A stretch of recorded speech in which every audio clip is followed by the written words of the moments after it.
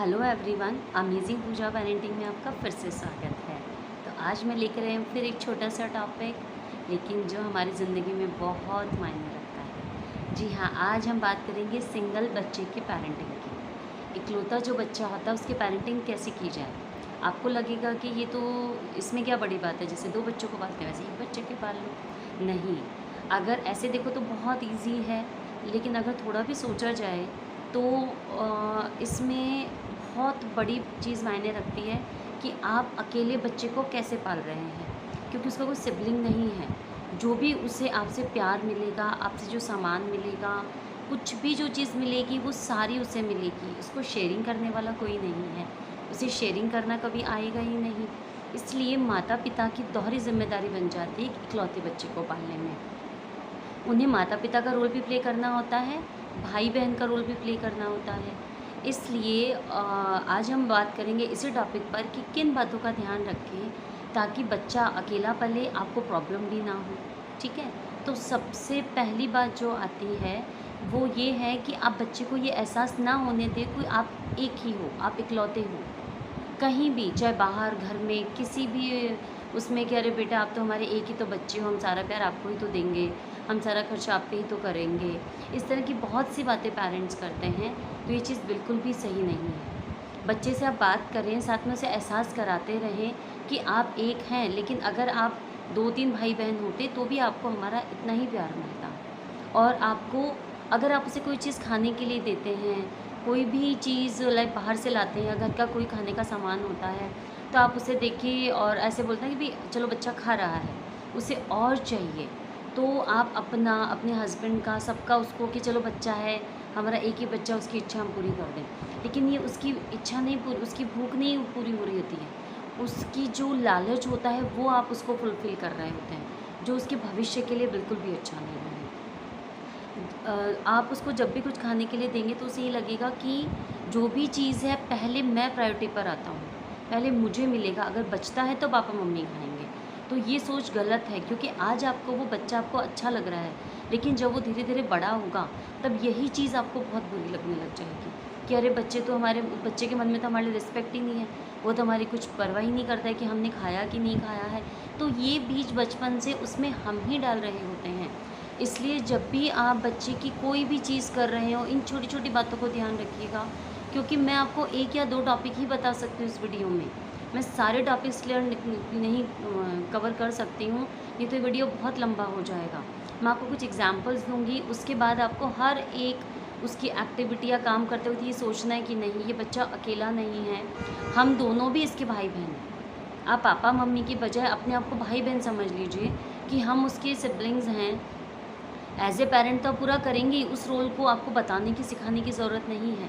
लेकिन आप ये सोचेंगे कि हम इसके भाई-बहन हैं, तो वो सोचकर जब आप उसके साथ रहेंगे, तो उसकी वो कमी पूरी हो जाएगी और आपको एक्स्ट्रा कोई केयर करने की ज़रूरत भी नहीं पड़ेगी।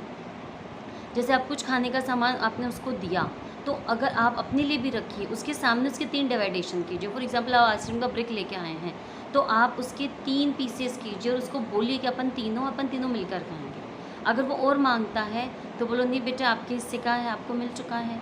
अगर आपको लगता है कि उसको हैबिट हो चुकी है, अगर आप ऐसे बच्चे की मम्मी हैं कि जिसको इस चीज़ की हैबिट हो चुकी है, आप ऐसे पेरेंटिंग कर चुकी हैं, तो कोई बात नहीं, आप उसे चेंज भी कर सकते हैं। It will take time but not impossible.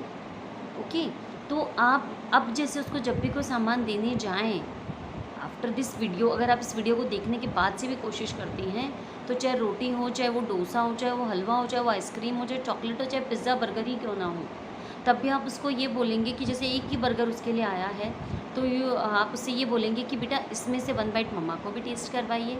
Mummy का भी तो मन करता है ना खाने का, चाहे उसका मन हो या नहीं हो, आप उसमें से 1 बाइट लीजिए। अगर आपके हस्बैंड साथ में हैं, आप उसको, उनको भी पहले आप बात करके रखिए ताकि वो भी उसमें 1 बाइट लें। इससे बच्चे को शेयरिंग आती है और बच्चे के मन में आपके लिए प्यार भी बढ़ता है कि नहीं, मेरे पास जो चीज़ है मुझे अपने पापा मम्मी को शेयर करवाना है। ये सिर्फ आदतें नहीं है, ये संस्कार भी हैं। ये छोटी-छोटी बातें ही तो आजकल के टाइम में प्रॉब्लम बन चुकी है कि पेरेंट्स ही नहीं समझ पाते आदतें क्या है, संस्कार क्या है, पेरेंटिंग क्या है।